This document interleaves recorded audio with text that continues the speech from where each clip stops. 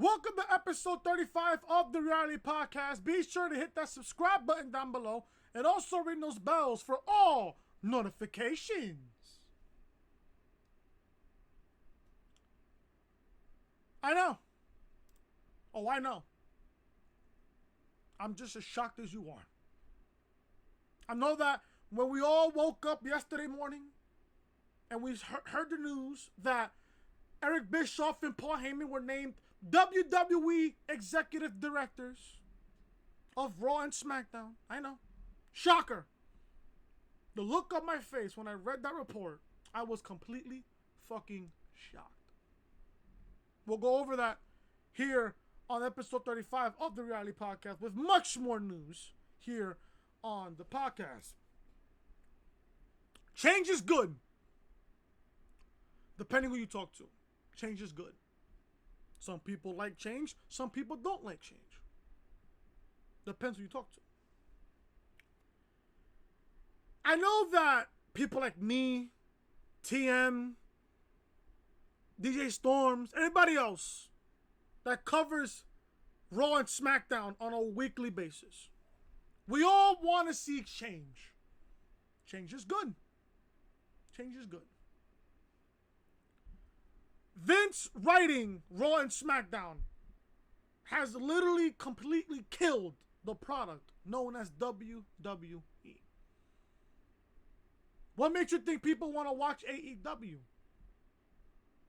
People want to see Fyter Fest. People want to watch Fight for the Fallen that's coming up in a couple of weeks.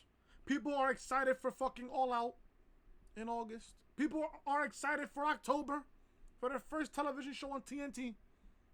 Everyone's excited. It's not that we want to see AEW fail.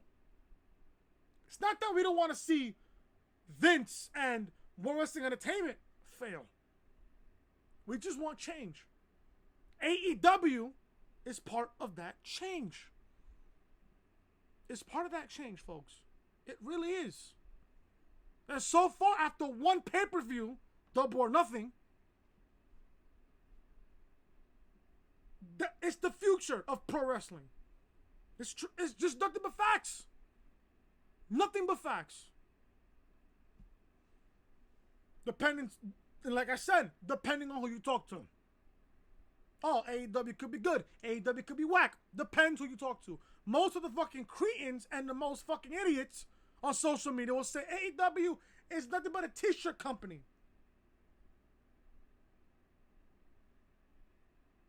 They're fucking stupid. If you call AEW a t-shirt company, you're a fucking blithering idiot. Stop sucking the WWE cock. Open your eyes, use your brain, use your ears, open your ears, and listen to what the fans want. AEW Double or Nothing, for example, was a great point. It's a great point. Yeah, sure, the show wasn't perfect, but still was a great show. It got you wanting for more. NXT this past Wednesday, the same thing. Every takeover for NXT, it has you wanting more. We can't say the same thing about WWE. We watch Raw, we watch SmackDown. It doesn't have us wanting more. You get the picture? Some people will, some people won't, depending on who you talk to. Change is good, folks. And I'm going to speak on the behalf of every single smart fan in this community. We want to see WWE change. Eric Bischoff and Paul Heyman were named WWE Executive Directors just yesterday morning. This is a fantastic idea. I'm going to sit here and say, yeah, this is a great idea. We have two great minds for the business. Eric Bischoff, who once ran WCW, and Paul Heyman one time ran ECW. And also, if you guys don't even remember, you guys may be too young for this. Remember when Eric Bischoff ran Monday Night Raw and Paul Heyman ran SmackDown? There were two iconic gentlemen in the sport of professional wrestling. Eric Bischoff tried to run Vince out of business. Paul Heyman got a TV deal with TNN back in the day. It was great television back then. Eric Bischoff created the NWO. HLA. Remember HLA? Hot lesbian action? My God. The best television in Raw history. And I'm going to say this now, and I don't care what anybody says. Eric Bischoff, when it comes to Monday Night Raw general managers, is the greatest Raw GM of all time. Bischoff ran Raw from 2002 to 2005. Or I believe to 2006. To early 2006. Bischoff wrote the best fucking shows ever. Bischoff created the Elimination Chamber, the fucking big wheel when they go to fucking Vegas and shit. Raw Roulette. I used to remember fucking Raw Roulette. They were great shows.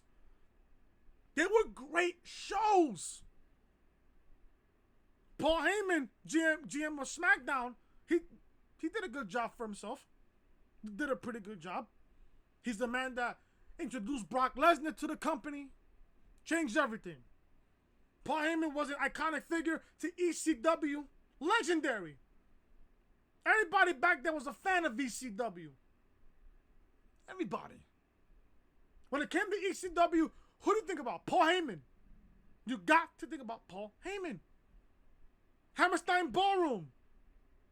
ECW One Night Stand 2006 was one of the greatest pay-per-views I've ever seen. You got two great minds for the business in Eric Bischoff and Paul Heyman. Now, am I excited for it?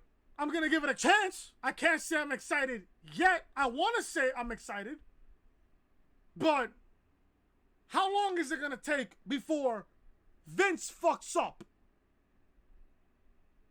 It's true. You have to think about that. And what's crazy is you have two iconic men in wrestling history in Eric Bischoff and Paul Heyman being the executive directors for Raw and SmackDown. When it comes to World Wrestling Entertainment and Vince McMahon's psychotic creative mind, you gotta ask yourself this.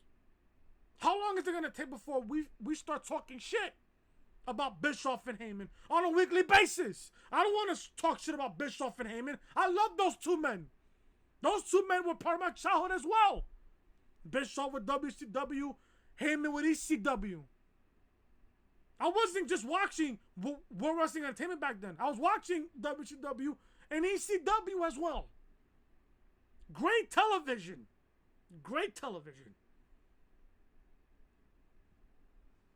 So there's a report going around. I'm going to kick this off here with the podcast here, with this article here, before we go over the rest of the news here.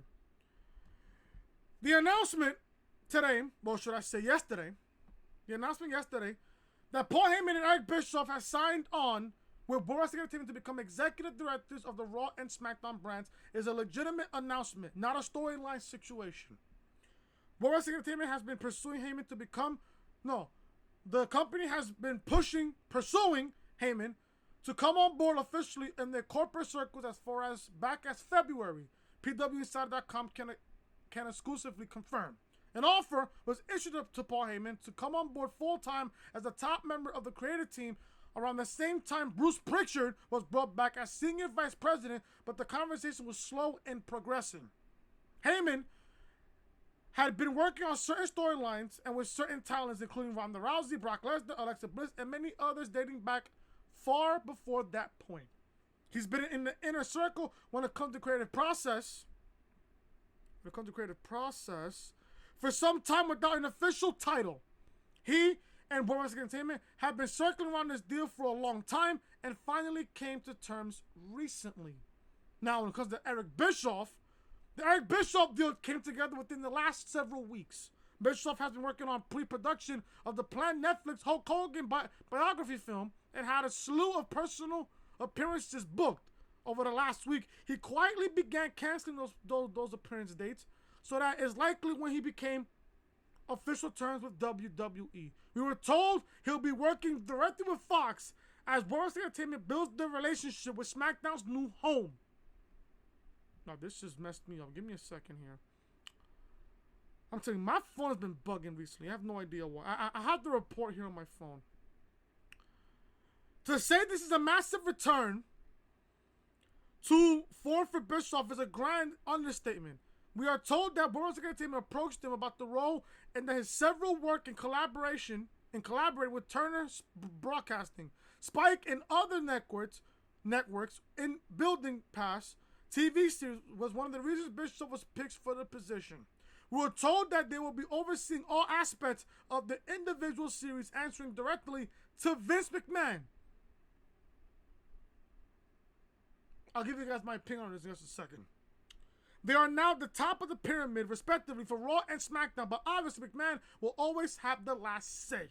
One World Entertainment source compared their roles to Paul Levesque in NXT in that they will be in charge, but it's still Vince's company.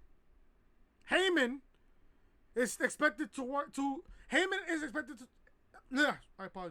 Heyman is expected to continue his role as Brock Lesnar's advocate. There's no word yet whether Bischoff will appear on camera, but given how good of a performer he is, one would think it's just a matter of time.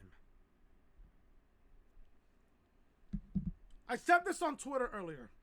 Or should I say yesterday? I said this on Twitter yesterday. Here's my take on this Eric Bischoff Paul Heyman Executive Director situation. If they're going to be on top of creative, you have to let them immediately kill the wildcard rule. Kill it. The wildcard rule is the simple reason why the ratings are falling to its epic proportions. You have a brand split, yet you have superstars from SmackDown come to Raw, and certain Raw superstars come to SmackDown. When Bischoff and Heyman were running SmackDown and Raw back in the day, there weren't no fucking wildcard rule back then. You didn't have Bischoff's men come to SmackDown and Heyman's men come to Raw. It was exclusively brand split. Raw had their separate pay-per-views, SmackDown had their separate pay-per-views, and then they had a co-branded shows when it came to the Rumble, WrestleMania, SummerSlam, and Survivor Series. If that's the fucking case, if you're gonna have Bischoff run SmackDown and Heyman run Raw, you have to kill the wildcard rule immediately. That's A. B. Vince McMahon is gonna be in the fucking XFL when it comes back in 2020. In just a matter of months. Before Vince goes back to the XFL. If you're gonna have Bischoff and Heyman be hands-on completely with Raw and SmackDown respectively, let them run the show how they fucking see fit. Do you want to see? Do you know how valuable it would be to see a Eric Bischoff on SmackDown live television? The last time we saw Eric Bischoff on television was Raw 25. If I'm not fucking mistaken. I was there for Raw 25 in Barclays Center. We saw Eric Bischoff. And I miss seeing Eric Bischoff. Eric Bischoff is my favorite general manager on Monday Night Raw's history. Bischoff is the greatest GM in Raw history. Don't at me. Completely factual. I think everybody would agree with me on that standpoint. You gotta have Heyman running Raw, have hands on everything with the storylines, with the creative process, everything. Let Heyman run Raw. And then Bischoff, since Bischoff is on top of creative, and so is fucking Heyman, you have both of them run Raw and SmackDown how they see it. Let them tell better stories. Simple. You think that the television shows right now on Raw and SmackDown are good? No, they're not good. They're not. Look at the fucking ratings. Look at the ratings, folks. It's not that hard to believe. You see Raw and SmackDown averaging what? 1.9, 1.8, 2.0 ratings. Ratings. Now, some people are going to say, oh, blame that on the baseball season. Blame that for the fucking Stanley Cup playoffs. Blame that for the NBA playoffs. What's going to happen now when Heyman and Bischoff start taking over Raw and SmackDown? What they're going to say then? Oh, we always said that Raw and SmackDown were good. Some of these fucking smart fans, they really don't know what wrestling is. We don't know what wrestling is? We don't know what wrestling is. Okay. I'm just gonna say this right now to all the fucking cretins out there on social media. Stop sucking a cock. Open your eyes, use your brain, and realize that the television shows right now on Raw and SmackDown are completely fucking terrible. Yes, I am excited about Bischoff and Heyman coming into Raw and SmackDown to become executive directors. But I'm giving this a chance. I'm going to give this a chance. How long will it take? And then when it comes to the fucking WWE, we got to ask this. When something good comes up, we ask, when is it a matter of time before we ask, why is this even happening? I don't want to fucking question Paul Heyman and Eric Bischoff. I don't. Those are two men I love dearly.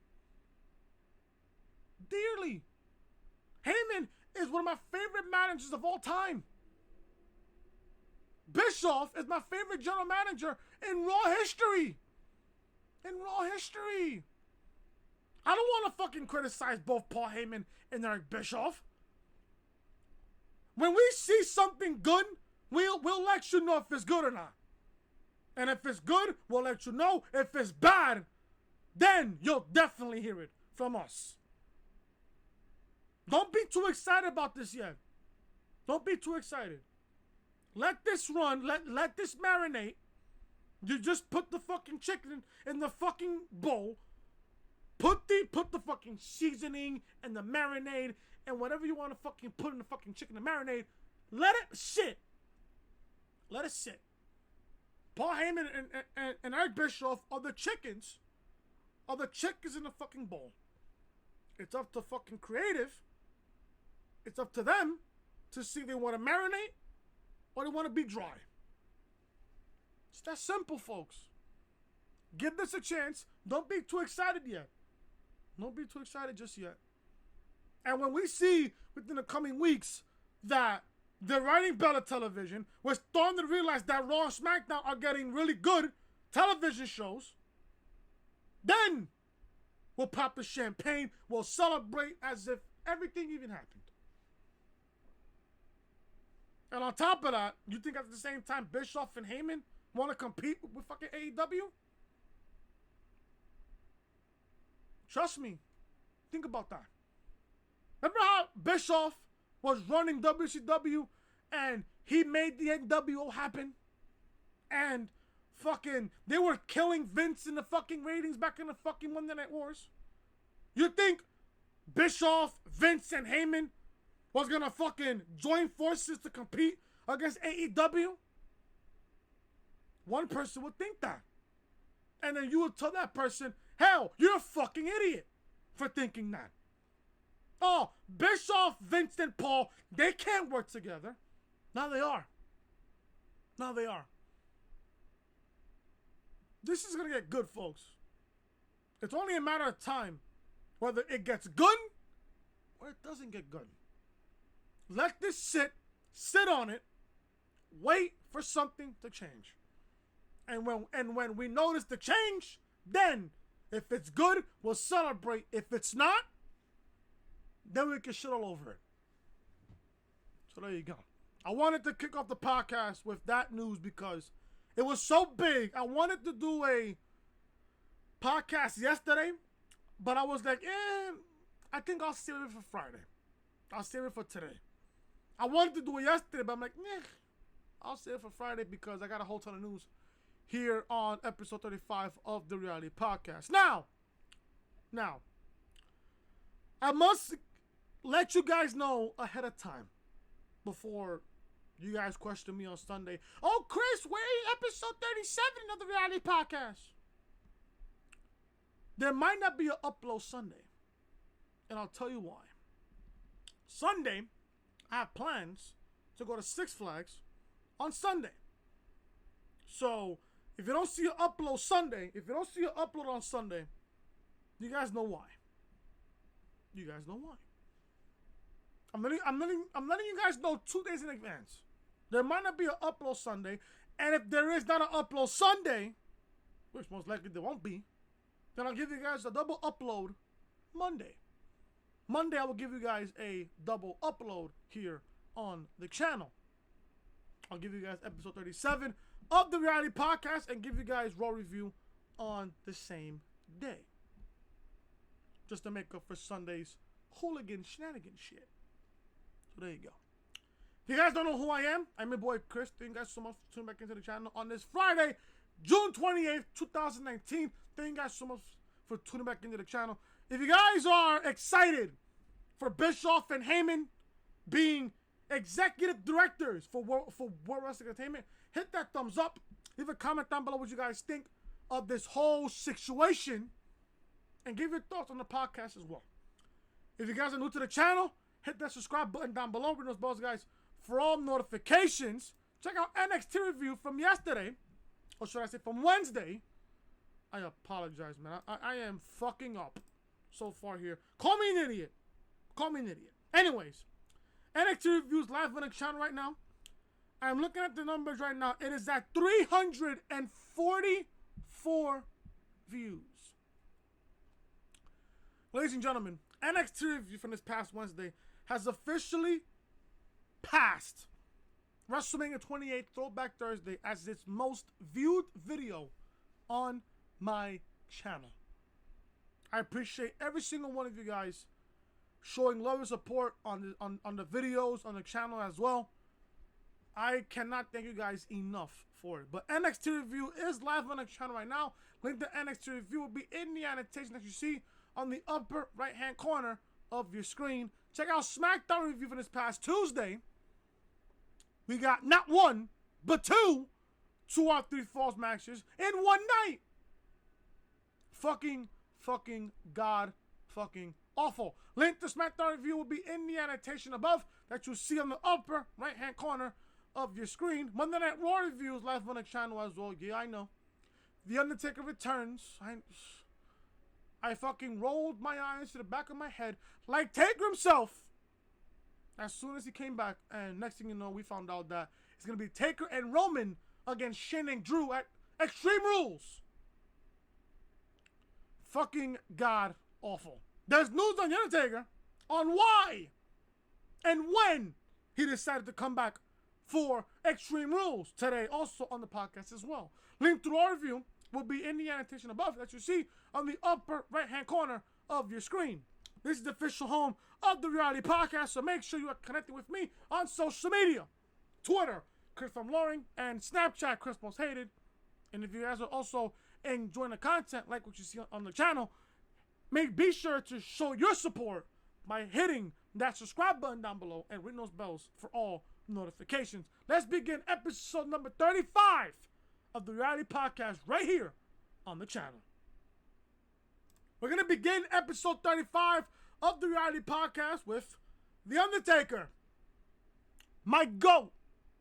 I don't give a fuck what anybody says. My GOAT. And if you guys want to ask me about my GOATs, wrestling GOAT, Undertaker. Baseball GOAT,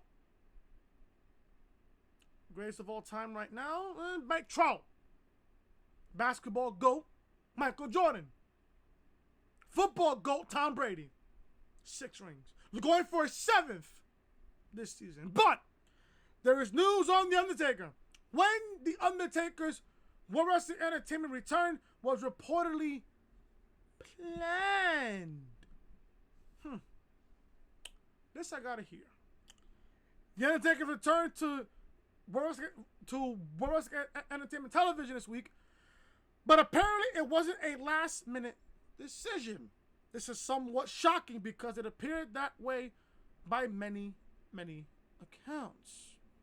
The Dead Man returned to save Roman Reigns, don't know why, from Drew McIntyre and Shane McMahon. This set up a match at Extreme Rules on July 14th in Philadelphia, Pennsylvania. The Wrestling Observer newsletter reports that this return was actually planned well in advance. They reported this, the Wrestling Observer newsletter did, and I quote, Undertaker's return for the show is not something that just came up this week based on bad numbers, as was planned before Super Showdown. Whether this is an angle for SummerSlam is unknown, but it makes no sense to use them on Extreme Rules and not SummerSlam. End quote. It is interesting that The Undertaker is coming back for another program so soon. After all, he did say he wanted to work smaller this year and not take so many dates close to each other just to see if this appearance could spawn something that is carried out of SummerSlam as well.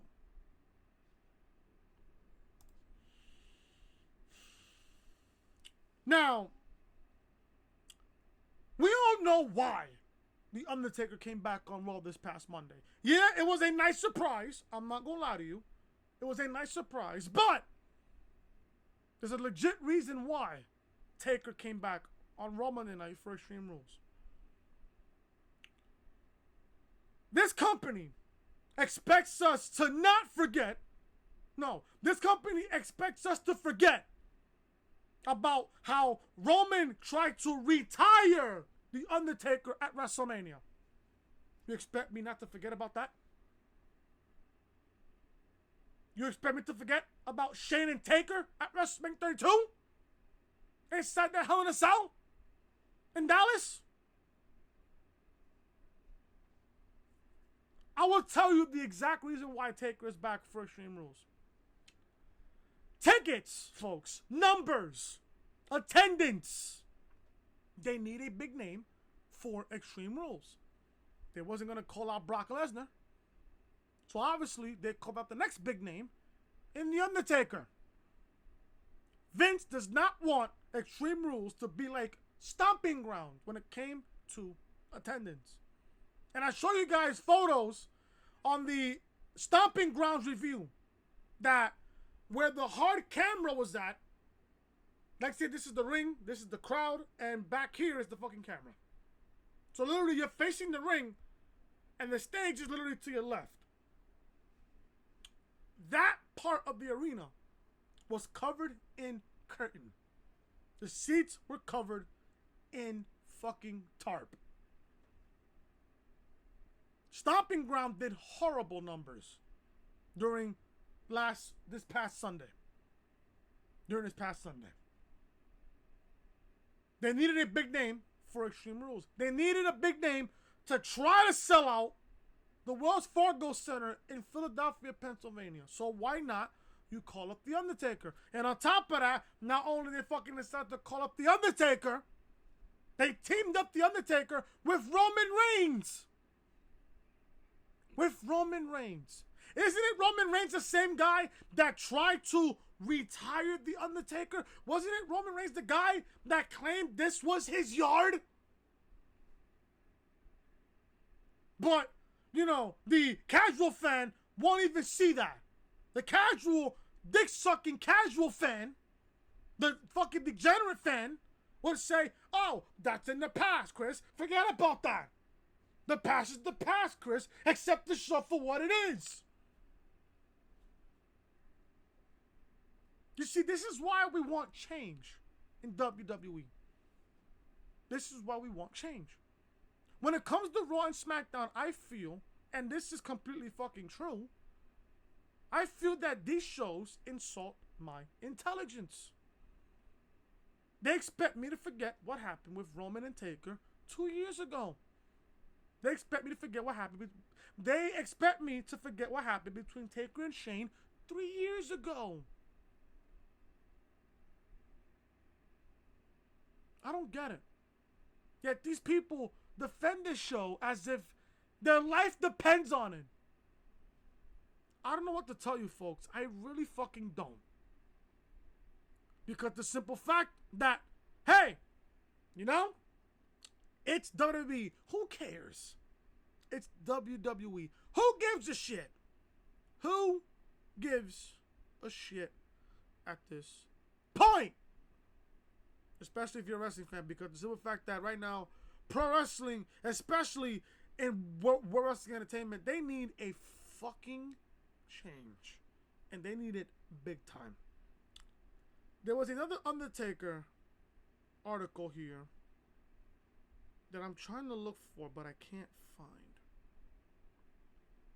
I'm trying to look for it, but then again, I can't find it. I have no idea why. I'm trying to find it. Then again, as a matter of fact, I'm only a half hour in the podcast. I've only said so much shit. Oh! Found it! There we go. The Undertaker's reported hand-picked choice for WrestleMania 36's opponent.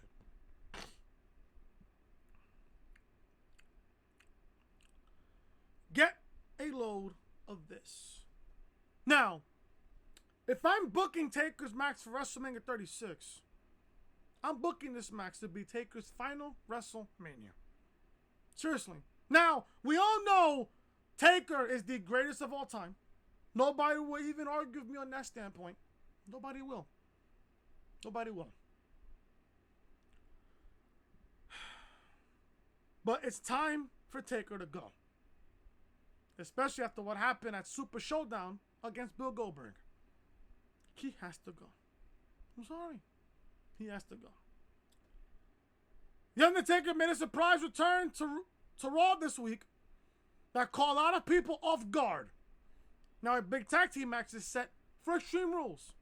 At this point, the Undertaker can pick a lot of his own spots in the company. He obviously returned so soon because the company needed him, but he had to like the story too. So Taker, you're going to sit there and tell me that you like this Roman Reigns, Shane McMahon story? You like this story, Taker? I can name 5 better lines right now than Roman and Shane. This is apparently setting up much more than just an Extreme Rules match. Brad Shepard reported on the Oh You Didn't Know podcast that The Undertaker has handpicked his WrestleMania 36 opponent. That man is Drew McIntyre, which works out for a couple of reasons. This is what Brad Shepard said, and I quote, according to a source in World Wrestling Entertainment, Drew McIntyre is currently scheduled to be The Undertaker's opponent at WrestleMania 36. They've decided to start the program early to boost ratings, which is why you saw Undertaker on Raw this past week. Shane is likely to play into it some way, somehow. End quote. And he continued on by saying, and I quote, I'm told The Undertaker handpicked Drew and it works out well for Drew because they had no creative plans for him after Roman. End quote. We'll have to wait and see if Drew McIntyre and Shane McMahon will be able to defeat the Dead Man and the Big Dog at Extreme Rules. Hopefully, the company will be able to arrange the story so fans will still care about Taker versus McIntyre if that is their plan for Tampa.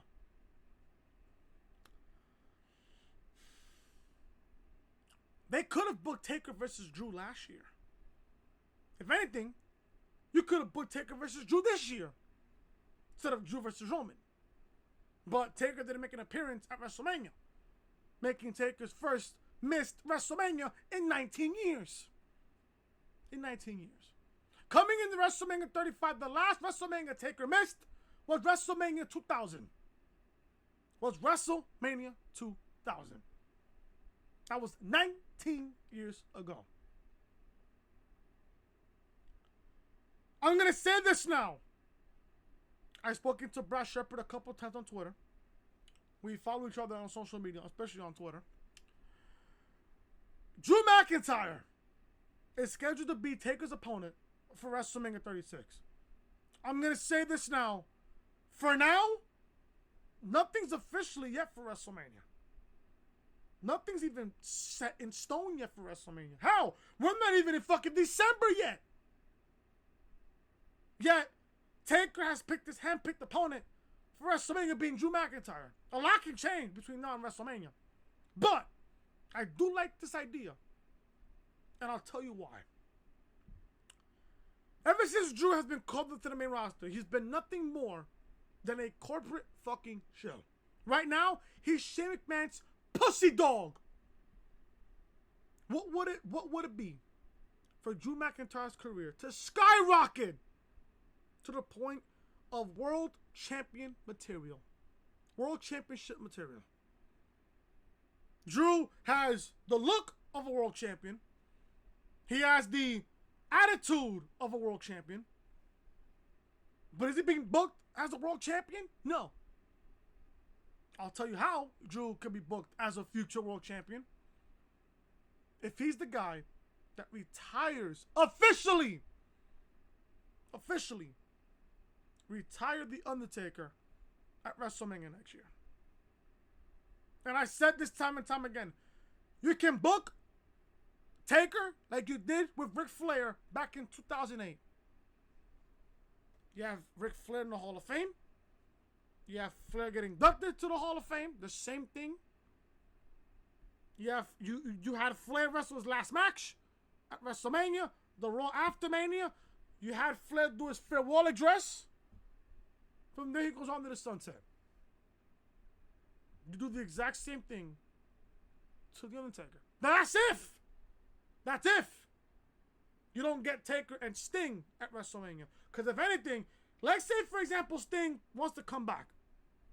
You can have Sting and Taker for WrestleMania next year. Have Sting be the guy to retire Taker. Meanwhile, Sting's in the Hall of Fame already. Sting's in the Hall of Fame. Do the same thing. If Drew McIntyre, this time only Drew McIntyre's career, would skyrocket to the point of no return. Think about it, folks. Just really think about it. Taker, Drew, WrestleMania, with Taker's potentially his final WrestleMania. You have Taker get inducted into the Hall of Fame. You have him wrestle his last match at WrestleMania. He comes to Raw, farewell address, goes out in the sunset. And Taker's career will officially rest in peace. For good, this time. Taker's handpicked opponent for WrestleMania could be Drew McIntyre. Let me know down below in the comment section what you guys thought of this situation. Let me find another article here because my iPad right now is just completely messed up. All right. So we're back here on the podcast here. And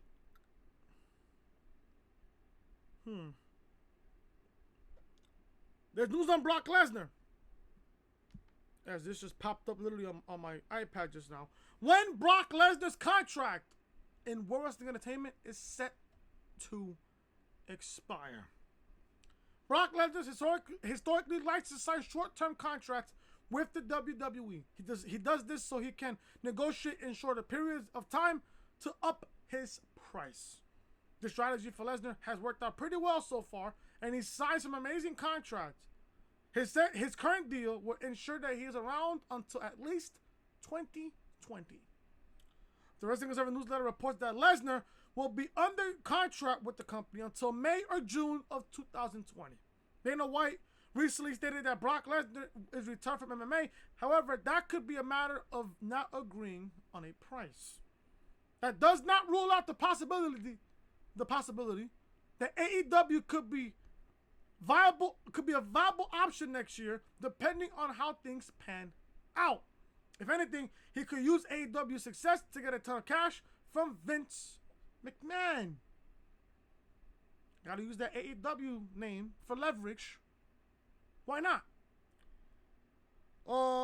They reported this, and I quote, if AEW ratings are stronger than expected, his leverage is astronomical. If they are weaker than expected, and their drawing has fallen, his leverage will be lessened greatly.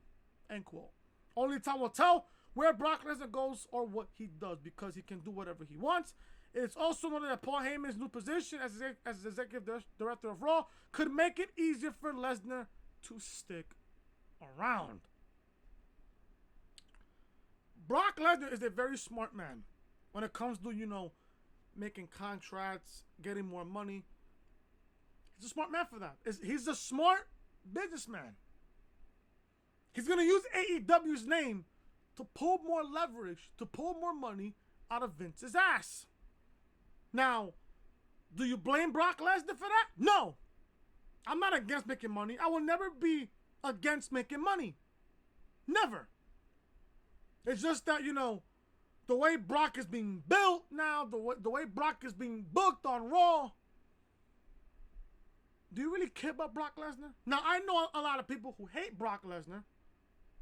Now, you can say what you want about Brock Lesnar. You can. But at the same time, Brock is a smart businessman when it comes to money. Brock is a very smart businessman. And to be honest with you, I don't blame Brock making this money. This amount of money. It's just that the way he's being booked really pisses me off. It really pisses me off. Let me know down in the comment section what you guys think of Brock Lesnar. AEW television shows projected start date on TNT. AEW will be debuting on TNT in the fall, but we didn't know exactly when for sure. Now we have a much better idea. It wasn't noted exactly when the new AEW TV television show would debut on TNT. However, we knew it was coming. The idea of October was floating around out there, but still we were unclear about exactly when it would start. The Wrestling Observer newsletter notes that it looks like if AEW's television show will debut on TNT on Wednesday, October 2nd, this comes off the heels of AEW registering a trademark for Wednesday Night Dynamite. Although we don't know anything for sure until it's officially announced, it seems like if we should be expecting AEW's Wednesday Night Dynamite on TNT starting on October 2nd from 9 p.m. to 11 p.m. on TNT.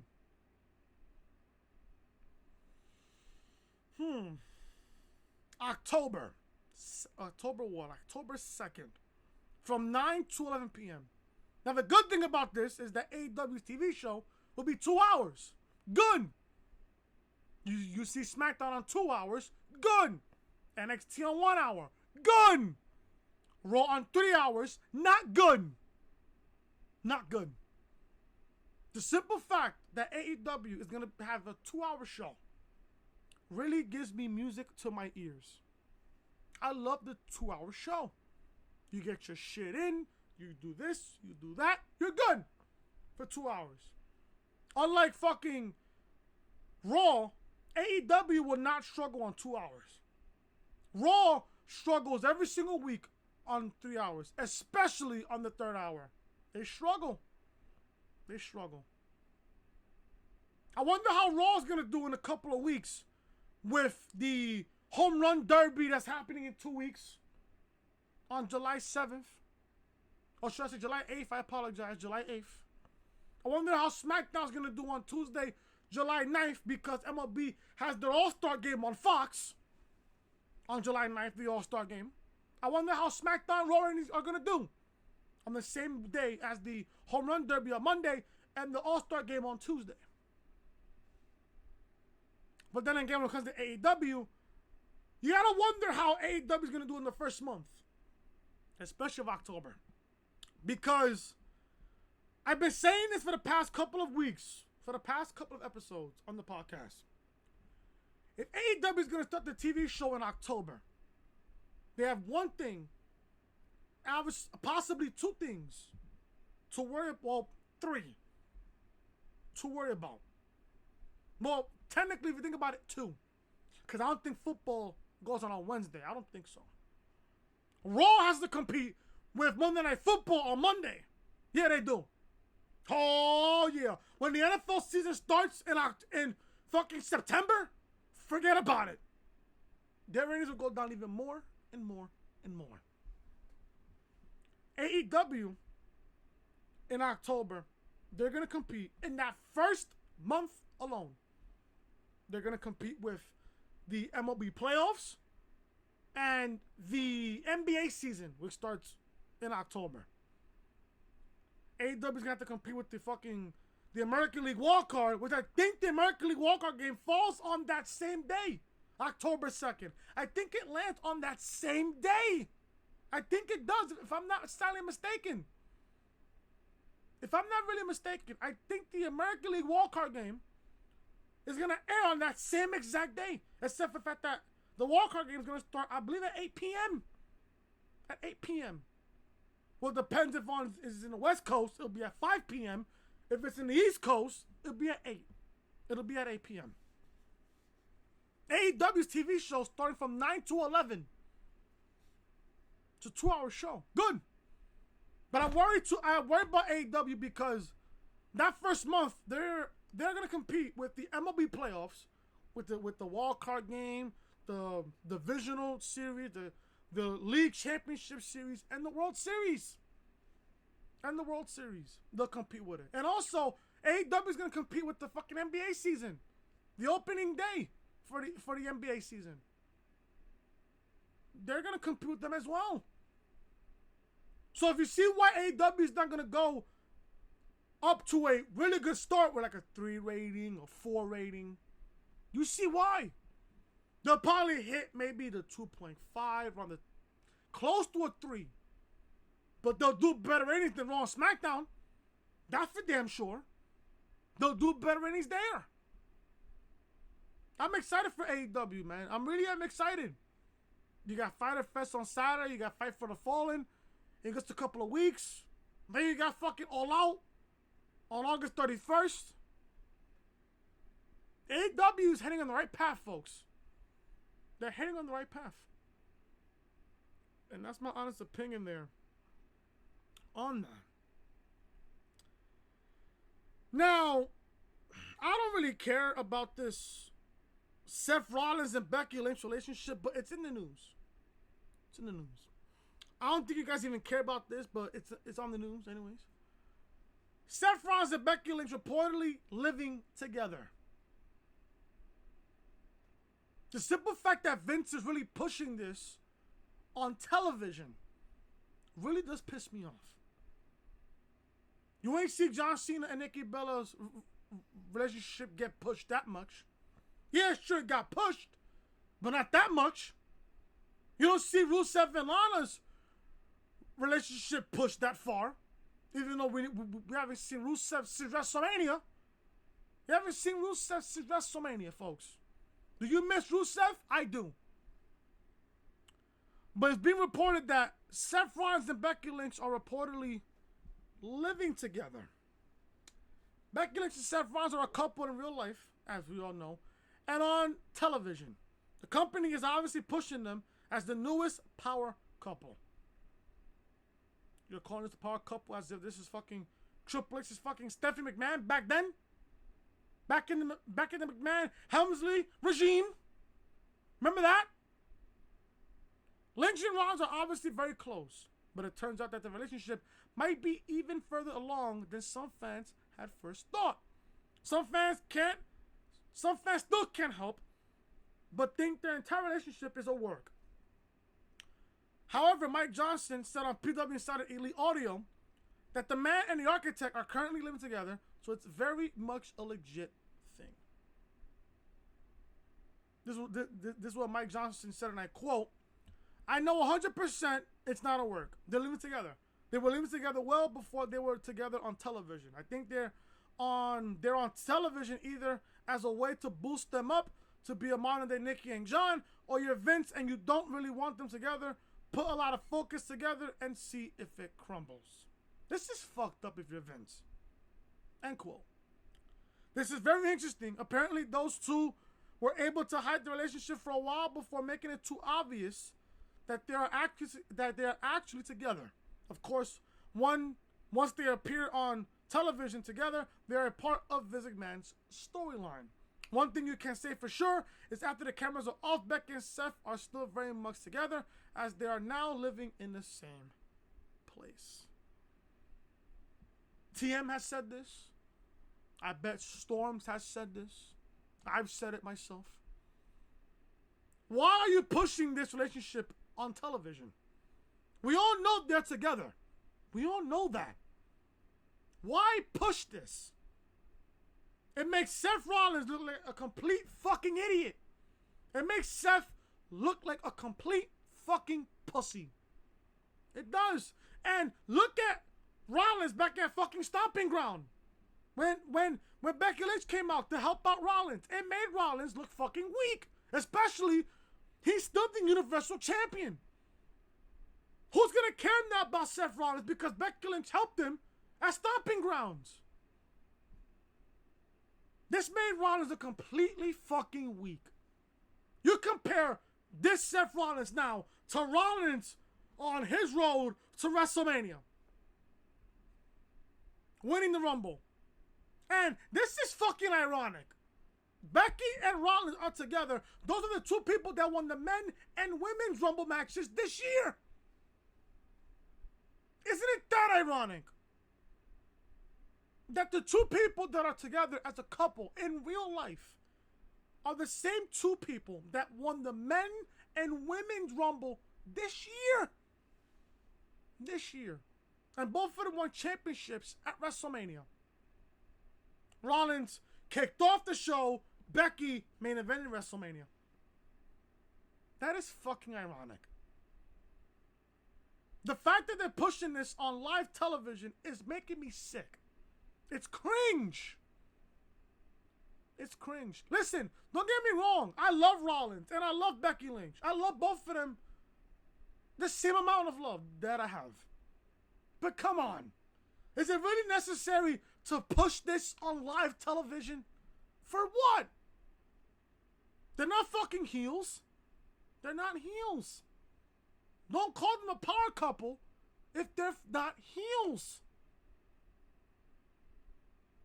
That's just my opinion on this. I mean, like I said, don't get me wrong. I love Rollins and I love Lynch. But this is fucking embarrassing to see on Monday Night Raw. It's embarrassing. This is fucking embarrassing, folks. Really fucking embarrassing. Moving on here with the podcast. Biggest exodus of NXT call-ups reportedly coming to World Wrestling Entertainment this fall.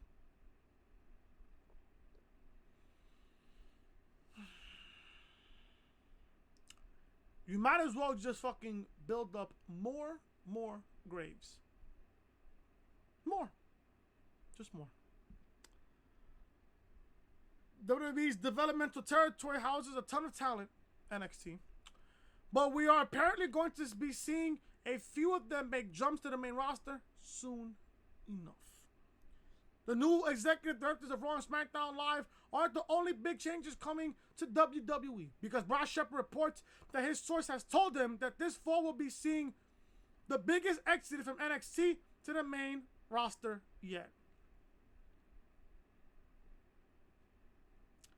This is apparently not going to just affect SmackDown on Fox either, because Raw is also in line for a facelift. We'll also be seeing some cuts in the process. This is what Brad Shepard. I apologize. Hold on. This is what Brad Shepard said, and I quote: "The same source has indicated that this fall will have the biggest exodus of NXT call-ups to the main roster to date. I'm told the week of the changeover to Fox will affect Raw just as much. Also, this means that a few names in NXT will be on the chopping block to control the flow. They're going to be more open to letting non-essential talent go." End quote. The idea of NXT superstars making their way to the main roster might be exciting, depending who you talk to. But it also makes you wonder what WWE is going to do with all the main roster stars they have that are being seldom used. A few of those seldom used superstars used to be top prospects of NXT as well. So we'll just have to wait and see what happens. My own got something stuck in my damn tooth. Anyways. NXT call-ups. It's only a matter of time before Shayna Baszler gets called up to the main roster. Matt Riddle? Not yet. Not yet. Obviously, they have big plans for Matt Riddle for the rest of 2019, possibly going into 2020. Now, with NXT being the best thing right now in WWE, I don't want them being called up to the main roster. I don't. Now, like I said earlier in the open of the podcast, give this a chance with Bischoff and Heyman being executive directors for Raw and SmackDown. Give this a chance. Give this a chance. Because we don't know how they're going to run Raw. We don't know how Heyman's going to run Raw. We don't know how Bischoff's going to run SmackDown. We don't know. Excuse me. We don't know. It could be good. It could be really good. Or it could be completely fucking terrible. Now, NXT call-ups, we don't know who's set the call to get called up yet. Or should I say being called down to the main roster? We don't know. There wasn't no names on the article. There wasn't no names. There wasn't no names at all. But, there you go. I don't even know what to even say about this. How many superstars are getting called up to NXT from the main roster? To the main roster. Or should I say being called down to the main roster? How many of them are going to get called down? How many? We don't know. Could be 5, could be 6, could be 12, could be 20. No one knows. We don't know. You have to wait and see on when that happens. Why World Wrestling Entertainment hired Bischoff and Heyman for executive director roles? Eric Bischoff and Paul Heyman have big new roles in World Wrestling Entertainment as executive directors for SmackDown and Raw. This decision was a big surprise for a lot of people, and some weren't very happy about it. But the company had their reasons. Brad Shepard reports that the company made this decision primarily because of the company's impending deal with Fox. They need someone who can navigate those waters, and Eric Bischoff is very knowledgeable in doing just that. AEW is also a very good reason to implement this change. That could be the fucking top reason why. There could be some need for their expertise during the impending pro wrestling war that is soon to come. This is what Brad Shepard said on Twitter, and I quote, "I spoke with a source in World Wrestling Entertainment about Paul Heyman and Eric Bischoff being named executive directors. Fox, the biggest reason, and AEW both led to this decision by Vince McMahon. 2 meetings were scheduled with each of them separately and then one all together. After a contract negotiation, they accepted the offer on Tuesday evening. I'm told they are going to have significant powers over both producers and writers. This is major key alert." End quote. World Wrestling Entertainment didn't have Eric Bischoff and Paul Heyman signed for very long at all because making the announcement official. Now we will just have to wait, sit back, and see what changes about World Wrestling Entertainment's product, if anything. Because as exciting as this is, new change might be, it's also important to remember that Vince McMahon is still in control.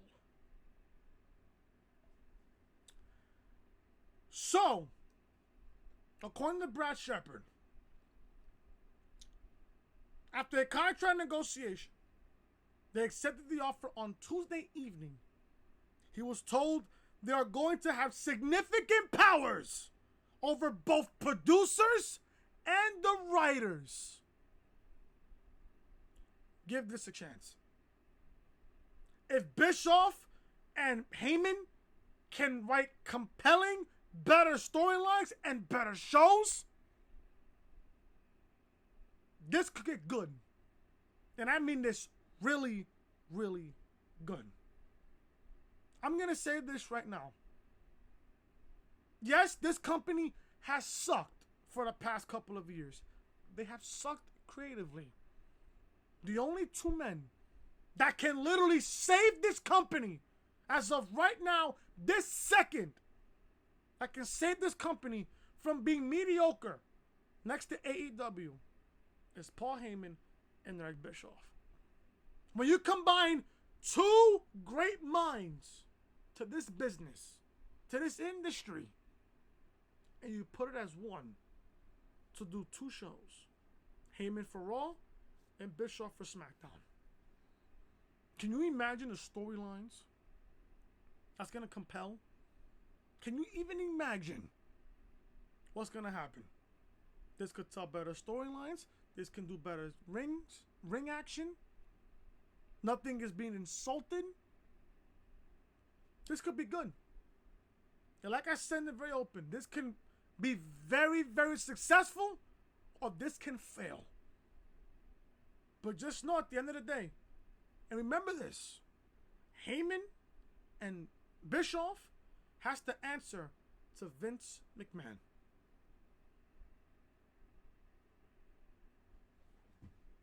Like I said, this could be good. This could be a very good thing if you just let it fucking marinate. I got a few more stories left. Let me look for a story real fast. Here, if I can find one.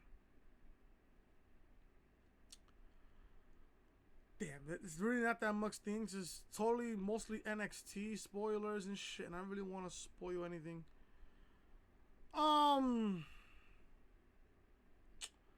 Damn, I really can't find anything.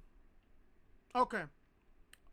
I think I'm going to end this with this particular story. Vince McMahon could reportedly have an incentive for Kofi Kingston dropping the WWE Championship. Now, as you guys know, Kofi Kingston won the championship at WrestleMania. I spoke to Brad Shepard about this, and he told me, this is what he told me on Twitter. If I can find the DM. This is what Brad Shepard specifically told me on Twitter. I asked him, you think Joe would win the championship at Extreme Rules because of the drop in merch sales? He told me this early, and to Joe, I wouldn't be surprised. And he told me I wouldn't, and actually I told him this. I wouldn't, to be honest, because Joe winning the title would be a great thing going into Fox in October. Then he told me, I will be surprised if Brock isn't in the title picture around that time. Meaning Brock cashes in Money in the Bank, possibly under Kofi or Samoa Joe. That's what he told me on the DM on Twitter. So Vince could reportedly have a incentive for Kofi Kingston's dropping the WWE title. The New Day have sold a ton of merchandise and launched hundreds of pancakes into the crowd on their way to the ring every single week. The pancakes seem to keep coming, but the merch money might be slowing down just a little. We previously reported that the top merchandise earners in WWE includes some big names. Kofi Kingston is still doing very well as WWE champion, but he's not number one anymore. Brad Shepard reports that apparently the thought within WWE is that if Kofi Kingston's merch sales continue to slump, then it could give Vince McMahon enough reason to have Kingston drop the WWE title and not delay the inevitable. This is what Brad Shepard said, and I quote, according to a source in the company, New Day merch sales are dipping. The eternal thought is if Kofi Kingston's merch sales continue to dip, that could give Vince McMahon incentive to have him drop the title and not delay the inevitable. End quote. Nobody can remain the WWE champion forever. However, Kofi Kingston is probably still selling far more t-shirts than Jinder Mahal did, and the modern day Maharaja held that same title for 170 days, which is currently 90 days longer than Kofi Kingston has currently held his title.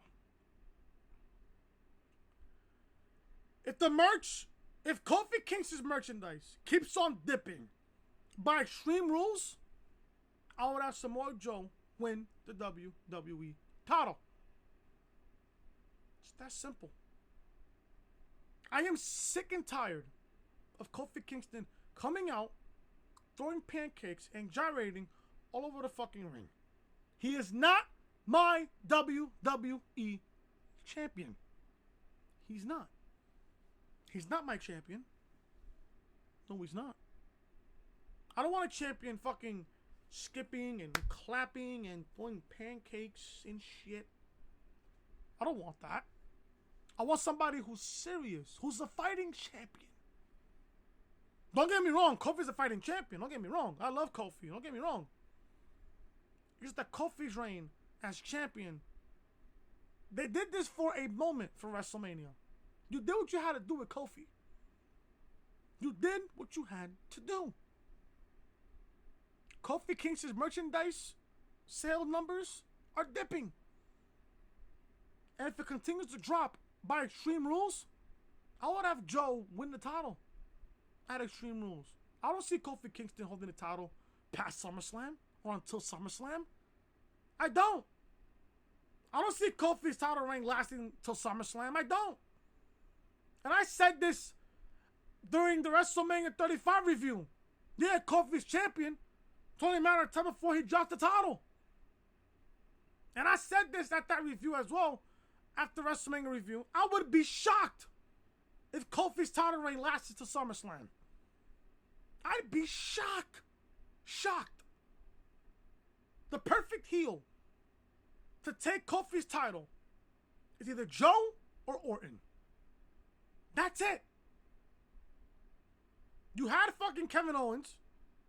That failed. You had Sami Zayn. I think Kofi beat him twice. You got Joe or Orton. Or if you want to jump the boat real fast, Andrade. You can have Andrade beat Kofi. Andrade's a great heel. Him and Zelina Vega, they're a great combination.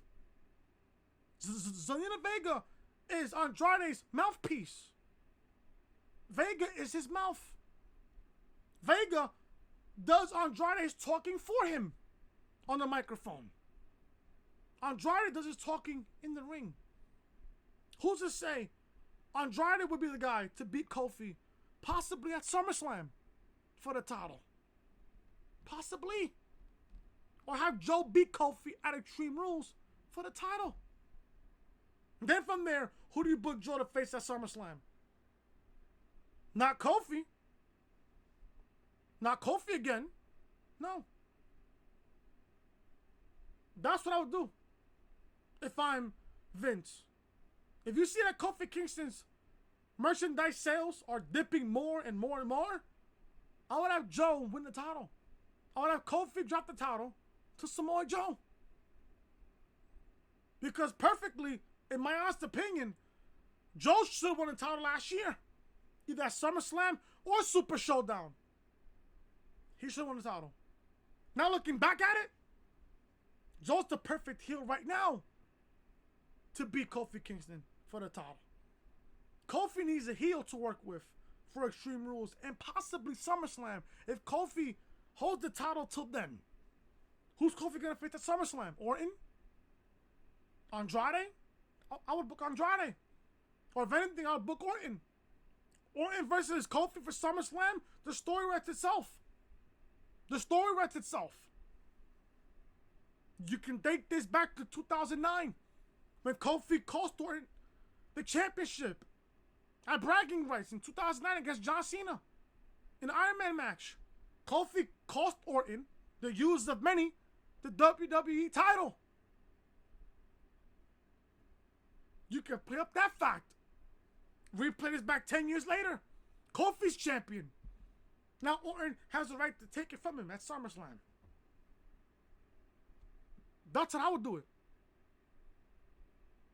That's how I would do it. I'm going to end the podcast. I mean, I said this on the last report. I'm going to end the podcast on this story. I want to save some of the story for tomorrow, for Saturday. WWE reportedly considering Matt Riddle call-up for Fox. WWE's upcoming deal on Fox could bring some big changes to the company and the pro wrestling world in general. In fact, they're reportedly having a meeting next week to discuss some of those changes. Matt Riddle wasn't pushed up the NXT card as he might have. On the other hand, Mike Johnson reports that there's no plan to elevate Riddle so quickly in the NXT TakeOver Toronto main event.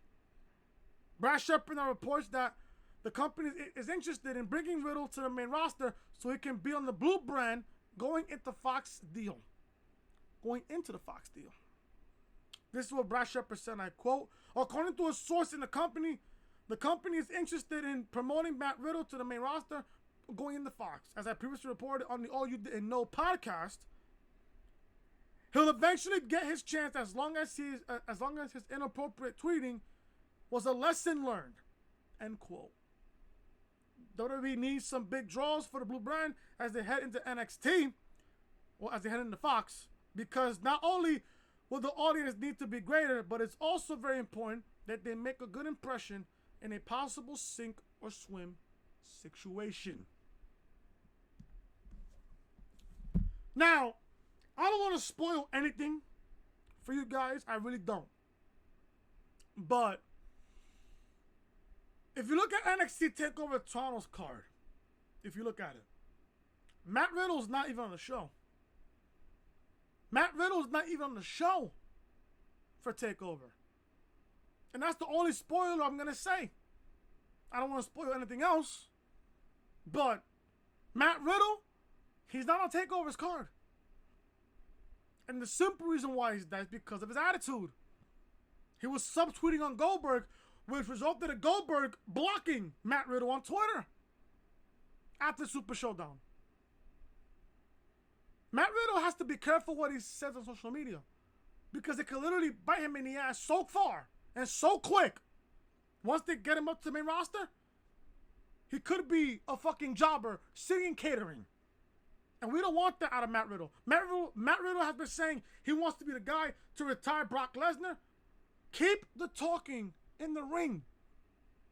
You can tweet, you can be yourself, but you got to be careful what you tweet on social media, because you got guys like Triple H, we got Regal, you got fucking Matt Bloom looking into social media.